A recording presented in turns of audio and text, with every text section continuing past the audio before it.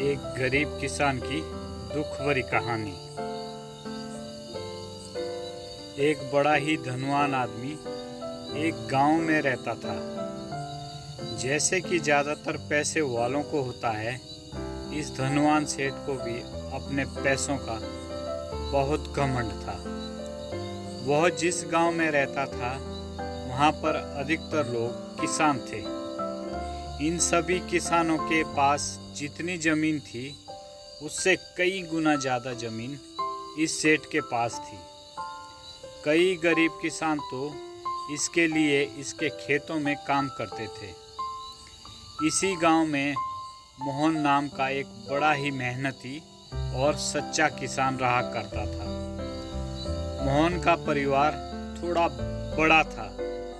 उसके परिवार में उसके बूढ़े माँ बाप, पत्नी और 3 बच्चे थे जो अभी काफ़ी छोटे थे। मोहन के पास ज़्यादा ज़मीन नहीं थी, लेकिन जितनी भी थी उसमें वह बड़ी मेहनत करता और अपने परिवार का पेट पालने लायक अनाज उगा लेता था। बाकी के किसान भी यह देखकर हैरान रह जाते कि आखिर कोई कैसे इतनी सी ज़मीन में इतनी ज़्यादा फसल उगा सकता है। एक वर्ष उस गांव में काफ़ी ज़्यादा बारिश हुई, जिसके चलते कई किसानों की फसलें बर्बाद हो गई, जिनमें से एक मोहन भी था। अब मोहन धर्म संकट में पड़ गया, क्योंकि उसके परिवार में उसके अलावा कोई और कमाने वाला नहीं था और अपने परिवार को भूखा मरते हुए वो देख नहीं सकता था। वह जानता था कि इस गांव में अगर कोई उसकी मदद कर सकता है तो वह वही घमंडी सेठ है, जिसने गांव के कई अन्य गरीब किसानों को या तो कर्जा दिया है या तो अपने यहाँ काम पर रखा हुआ है। हाथ पर हाथ धरे बैठे रहने के बजाय उसने इस सेठ के पास जाने का फैसला किया और एक दिन उसके पास पहुँच गया। सेठ के पास पहुंचकर मोहन बोला, सेठ जी, आपकी बहुत मेहरबानी होगी अगर आप मुझे थोड़ा सा कर्जा दे दें, जिससे मैं अपने खेतों में फिर से कोई फसल उगा सकूं, या फिर आप मुझे अपने यहाँ नौकरी दे दें ताकि मेरे परिवार को 2 वक्त का खाना नसीब हो सके। घमंडी सेठ को उसकी इन बातों से कोई मतलब नहीं था, लेकिन गांव के सारे लोगों की तरह वह भी जानता था कि मोहन कितना मेहनती है और वह जिस भी खेत में काम करेगा वहाँ वह 2 गुनी फसल उगा सकता है। सेठ ने सोचा कि अगर मैं इसे पैसे उधार देता हूँ तो यह इस स्थिति में नहीं है कि मुझे वापस लौटा सके, लेकिन अगर मैं इसे अपने खेतों में काम करवाता हूँ तो मुझे ज़रूर दुगना फ़ायदा होगा। सेठ मोहन से बोला, देख भाई, पैसा तो मैं तुझे दूंगा नहीं, लेकिन तुझ पर तरस खाकर मैं तुझे अपने खेतों में नौकरी देता हूँ, पर मैं तुझे इसके लिए ज़्यादा पैसे नहीं दे पाऊँगा। बाकी किसानों को मैं 300 रुपये देता हूँ, तुझे मैं 200 रुपये ही दे पाऊँगा। मरता क्या न करता। मोहन ने सेठ की शर्त मान ली और उसी दिन सेठ के खेतों में काम करना शुरू कर दिया। 2 महीनों तक नियमित वो सेठ के खेतों में कड़ी मेहनत करता रहा और देखते ही देखते 4 महीने का काम उसने अपनी मेहनत से 2 महीनों में ही खत्म कर दिया।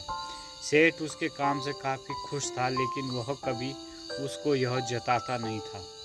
जब सेठ ने देखा कि उसका खेतों का काम अब खत्म हो चुका है, अब अगर वह मोहन को काम से निकाल देता है तो उसके 2 महीनों के पैसे बच जाएंगे। तब सेठ ने मोहन को काम से निकालने का फैसला किया। एक बार सेठ को ये विचार भी आया कि इतना मेहनती आदमी शायद उसे दोबारा न मिले, लेकिन फिर उसने सोचा कि जब अगले साल काम आएगा तो उसे फिर से नौकरी पर रख लेगा। आखिर इस गांव में उसके अलावा है ही कौन जिसके आगे ये लोग अपने हाथ फैलाएंगे। एक दिन सेठ ने मोहन को अपने पास बुलाकर उसको उस दिन का पैसा दिया और साथ में यह भी कहा कि कल से तुमको काम पर आने की ज़रूरत नहीं है। अब मेरे पास तुम्हारे लिए कोई काम नहीं बचा है। जब मेरे पास काम आएगा तो मैं तुम्हें बुला लूँगा। यह सुनकर मोहन का दिल बैठ गया। पिछले 2 महीनों से कम ही सही, पर उसके परिवार के पेट में अन्न तो जा रहा था। अब वह क्या करेगा, यही सोचकर उसकी आंखों में आंसू निकल आए। मोहन ने सेठ के पैर पकड़ लिए और गिड़गिड़ाने लगा, सेठ जी, मुझे इस काम की बहुत ज़रूरत है, मुझे मत निकालिए। अपने मतलब से मतलब रखने वाला सेठ टस से मस न हुआ। उसने खरी खोटी सुनाकर मोहन को वहाँ से चलता कर दिया और मन ही मन 2 महीनों की तनख्वाह बचने से खुश होने लगा। अगले दिन जब सेठ सवेरे उठा और अपने आंगन में आया तो उसने देखा कि मोहन उसके आंगन में बैठा है। सेठ ने उसको पास बुलाकर पूछा, क्या हुआ, तुम क्यों यहाँ पर बैठे हो?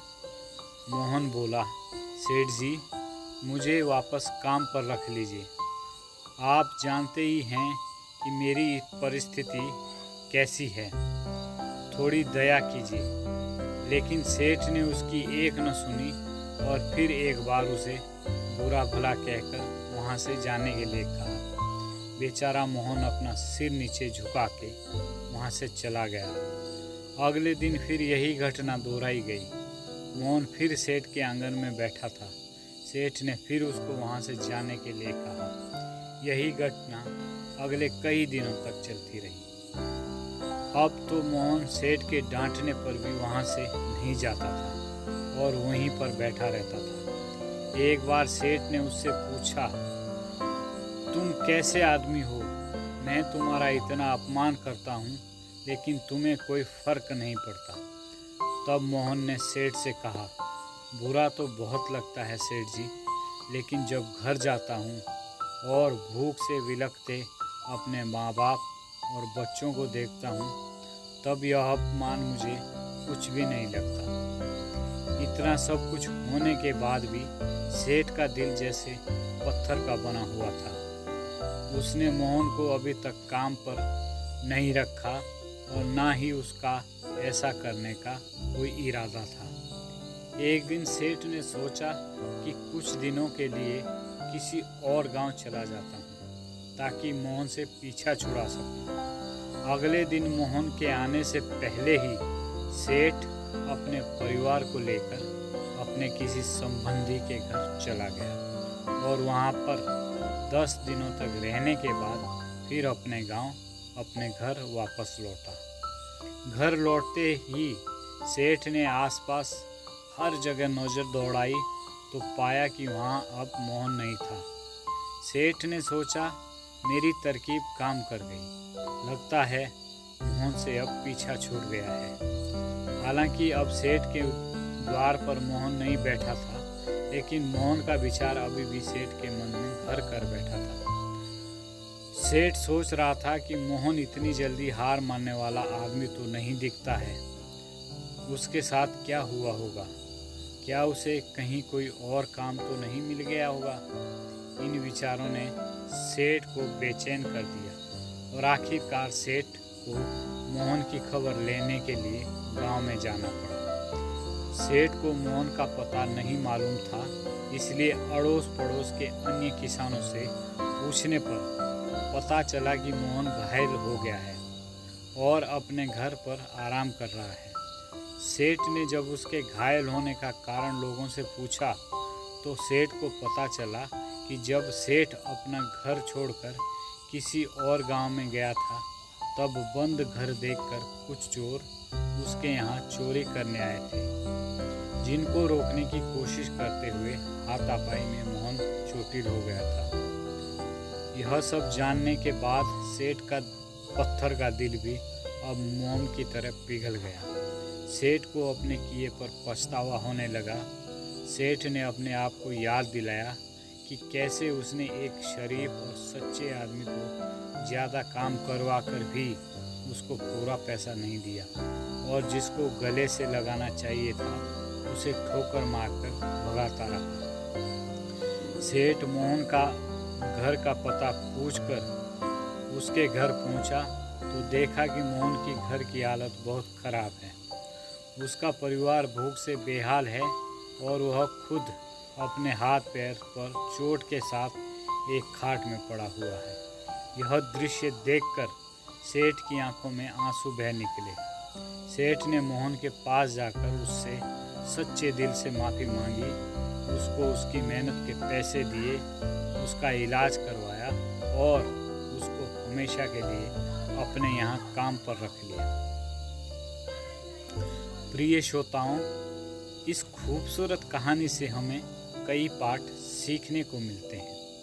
पहला, अगर भगवान ने हमें दूसरों से बेहतर जिंदगी दी है तो हमें उसका फ़ायदा नहीं उठाना चाहिए और हो सके तो ज़रूरतमंदों की ज़िंदगी में भी सुधार करने की कोशिश करनी चाहिए। दूसरा, कठिन से कठिन समय में ईमानदारी और सच्चाई का साथ कभी नहीं छोड़ना चाहिए।